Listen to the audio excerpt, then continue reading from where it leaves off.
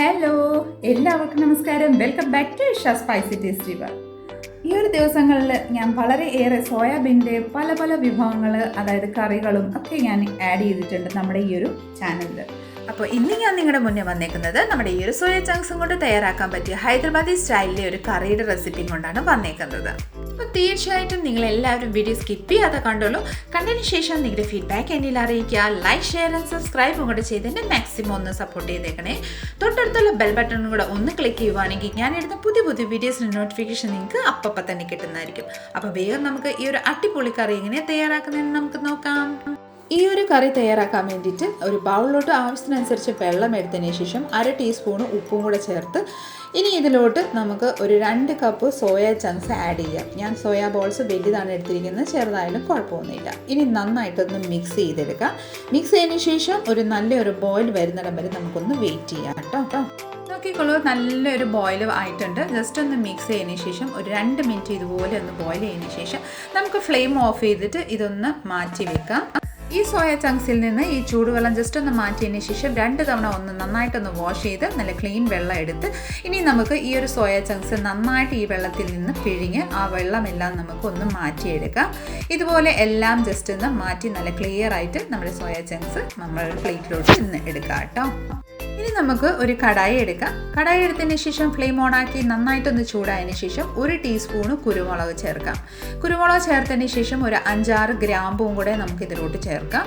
അതിനുശേഷം ഒരു 2 ഏലക്കായും കൂടെ ചേർത്ത് ഒരു ചെറിയ പട്ടായും കൂടെ ചേർക്കാം. ഇതിലോട്ട് 1 ടേബിൾ സ്പൂണ് നമ്മുടെ മല്ലിക്കൊത്തും കൂടെ ആഡ് ചെയ്യാം. ഈ വക നന്നായിട്ടൊന്ന് റോസ്റ്റായി വരുത്തണം വരെ ഒരു 2 മിനിറ്റ് ഒന്ന് റോസ്റ്റ് ചെയ്തെടുക്കാം.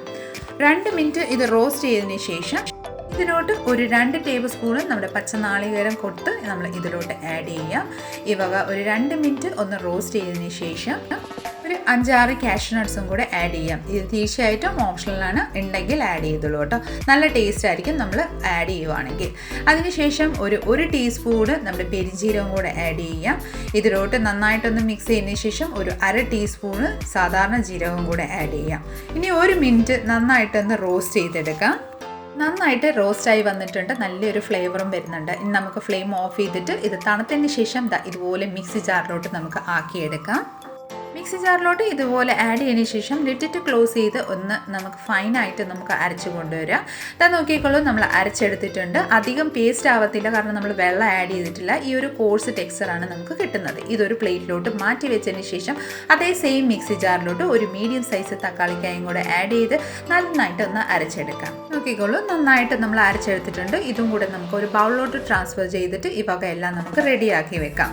നന്നായിട്ട് റെഡിയാക്കി വെച്ചിട്ടുണ്ട്. ഇനി നമുക്കൊരു കടായി എടുക്കാം. കടായിലോട്ട് നമുക്കൊരു 3 ടേബിൾ സ്പൂണ് ഓയിൽ ചേർക്കാം.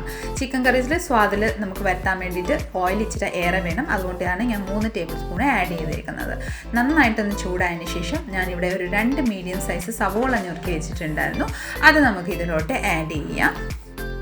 ഈ വക ആഡ് ചെയ്തതിന് ശേഷം നന്നായിട്ടൊന്ന് മിക്സ് ചെയ്ത് നന്നായിട്ടൊന്ന് വഴറ്റി വരണം. നല്ലൊരു ഗോൾഡൻ ഷെയ്ഡ് ആവുന്നിടം വരെ നമുക്കിതൊന്ന് വഴറ്റിയെടുക്കാം കേട്ടോ. അപ്പോൾ ഇതാ നോക്കിക്കോളൂ, നല്ലൊരു ഗോൾഡൻ കളറായിട്ട് നമ്മുടെ ഈ ഒരു സവോള വഴണ്ട് വന്നിട്ടുണ്ട്. ഇതിലോട്ട് നമുക്ക് 1 ടേബിൾ സ്പൂണ് ഇഞ്ചിയും വെളുത്തുള്ളിയുടെ പേസ്റ്റും കൂടെ ആഡ് ചെയ്യാം. നല്ല ഫ്രഷ് ആയിട്ട് നമ്മൾ ചതച്ച് വെച്ചിരിക്കുന്നതാണ്. അത് നമ്മൾ ഇതിലോട്ട് ആഡ് ചെയ്തതിന് ശേഷം നന്നായിട്ടൊന്ന് വഴറ്റിയെടുക്കാം. അതിൻ്റെ പച്ചമണം മാറുന്നിടം വരെ ഒന്ന് വഴറ്റിയെടുക്കാം. ഇനി നമുക്ക് മസാലകൾ ആഡ് ചെയ്യാം. 1/4 ടീസ്പൂൺ മഞ്ഞൾപ്പൊടി, ഒരു 1/2 ടീസ്പൂണ് മുളക് പൊടി. എരിവ് നിങ്ങളുടെ താല്പര്യം അനുസരിച്ച് ചേർത്തോളൂ. 1 ടീസ്പൂണ് നമ്മുടെ കുരുമുളക് ചേർത്തുകൊണ്ടാണ് ഞാനിവിടെ 1/2 ടീസ്പൂണ് മുളക് പൊടി ചേർത്തത്. ഇനി നമുക്ക് ഇതിലോട്ട് 1 ടേബിൾ സ്പൂണ് നമ്മുടെ കാശ്മീരി ചില്ലി പൗഡറും കൂടെ ആഡ് ചെയ്യാം. ഇനി ഇതിലോട്ട് 2 ടേബിൾ സ്പൂണ് മല്ലിപ്പൊടിയും കൂടെ ആഡ് ചെയ്യാം. ഈ വക ആഡ് ചെയ്തതിന് ശേഷം നമുക്ക് നന്നായിട്ടൊന്ന് മിക്സ് ചെയ്തെടുക്കാം. മസാലകളുടെ പച്ചമണം മാറുന്നിടം വരെ ഒന്ന് നന്നായിട്ടൊന്ന് മിക്സ് ചെയ്തെടുക്കാം. ഇതിലോട്ട് ഒരു 1/2 ടീസ്പൂണ് ഉപ്പും കൂടെ ചേർക്കാം. ഉപ്പ് നമ്മൾ നേരത്തെ സോയ ചങ്ക്സ് വേവിക്കുമ്പോൾ ചേർത്തുകൊണ്ട് നോക്കിയിട്ട് ചേർക്കാവുള്ളൂ കേട്ടോ. 1/2 ടീസ്പൂൺ ഉപ്പ് ചേർത്ത് നന്നായി മിക്സ് ചെയ്തതിന് ശേഷം നമ്മൾ പേസ്റ്റ് ആക്കി വെച്ചിരിക്കുന്ന ആ ഒരു തക്കാളിക്ക പേസ്റ്റ് നമുക്ക് ഇതിലോട്ട് ആഡ് ചെയ്ത് നന്നായിട്ടൊന്ന് വഴറ്റിയെടുക്കാം. ഇനി നമുക്ക് ഇതിലോട്ട് കുറച്ച് നമ്മുടെ കരിവേപ്പിലയും കൂടെ ആഡ് ചെയ്യുക കേട്ടോ. കരിവേപ്പില ആഡ് ചെയ്ത് നന്നായിട്ടൊന്ന് മിക്സ് ചെയ്ത് നന്നായിട്ടൊന്ന് വഴണ്ട് വരുമ്പോഴത്തേക്കിന് നമുക്ക് നമ്മൾ എടുത്ത് വെച്ചിരിക്കുന്ന സോയ ചങ്ക്സും കൂടെ ഇതിലോട്ട് ആഡ് ചെയ്യാം. സോയ ചങ്ക്സ് ആഡ് ചെയ്തതിന് ശേഷം നന്നായിട്ട് ആ മസാലകളിലോട്ട് നന്നായിട്ടൊന്ന് കോട്ടാവുന്നിടം വരെ നന്നായിട്ടൊന്ന് മിക്സ് ചെയ്തെടുക്കാം. ഇതുപോലെ നന്നായിട്ടൊന്ന് മിക്സ് ചെയ്തതിന് ശേഷം ഇനി നമുക്ക് ഇതിലോട്ട് ഒരു 1/4 കപ്പ് വെള്ളവും കൂടെ ചേർക്കാം. വെള്ളം ചേർക്കുന്നത് നമ്മുടെ സോയാ ചങ്ക്സിലോട്ട് മസാലകളെല്ലാം പോകാൻ വേണ്ടിയിട്ടാണ് നമ്മൾ വെള്ളം ചേർക്കുന്നത്. നന്നായിട്ടൊന്ന് മിക്സ് ചെയ്തതിന് ശേഷം ഒരു ബോയിൽ വരുന്നിടം വരെ നമുക്ക് വെയിറ്റ് ചെയ്യാം. നോക്കിക്കോളൂ, നന്നായിട്ട് ബോയിലായി വന്നിട്ടുണ്ട്.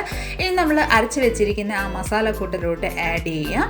നമ്മൾ ഇതെല്ലാം ആഡ് ചെയ്ത് നന്നായിട്ടൊന്ന് മിക്സ് ചെയ്തെടുക്കാം കേട്ടോ. നന്നായിട്ട് മിക്സ് ചെയ്തതിന് ശേഷം വീണ്ടും ഇതിലോട്ട് ഒരു 1/4 കപ്പ് വെള്ളവും കൂടെ ചേർക്കാം. വെള്ളം ചേർത്ത് നിങ്ങൾക്ക് ഗ്രേവി താല്പര്യമാണെങ്കിൽ ഗ്രേവി കുറച്ചുകൂടെ വെള്ളം ഒഴിച്ചോളൂ. ഞാൻ ഇച്ചിരി വെള്ളനായിട്ട് തയ്യാറാക്കുന്നതുകൊണ്ടാണ് ഒരു 1/4 കപ്പ് വെള്ളം ചേർത്തോളൂ. ഇനി നന്നായിട്ടൊന്ന് മിക്സ് ചെയ്ത് തട്ടിപ്പൊത്തി വെച്ചതിന് ശേഷം ലിറ്റിട്ട് ക്ലോസ് ചെയ്ത് ഒരു 10 മിനിറ്റ് നമുക്ക് വേവിക്കാൻ വേണ്ടിയിട്ട് വെക്കാം കേട്ടോ. ഒരു 10 മിനിറ്റിന് ശേഷം നമുക്ക് ലിഡ് ഓപ്പൺ ചെയ്ത് നോക്കാം. നോക്കിക്കോളൂ, ഓയിലെല്ലാം നന്നായിട്ട് റിലീസായി വന്നിട്ടുണ്ട്. നന്നായിട്ടൊന്ന് മിക്സ് ചെയ്തെടുക്കാം. ഇതിലോട്ട് കുറച്ച് മല്ലിയിലയും കൂടെ ഒന്ന് ജസ്റ്റ് ആഡ് ചെയ്ത് നന്നായിട്ടൊന്ന് മിക്സ് ചെയ്തെടുക്കാം. ഒരു 2 മിനിറ്റ് ഇതുപോലെ മിക്സ് ചെയ്ത് ഒന്ന് വേവിച്ചെടുക്കാം.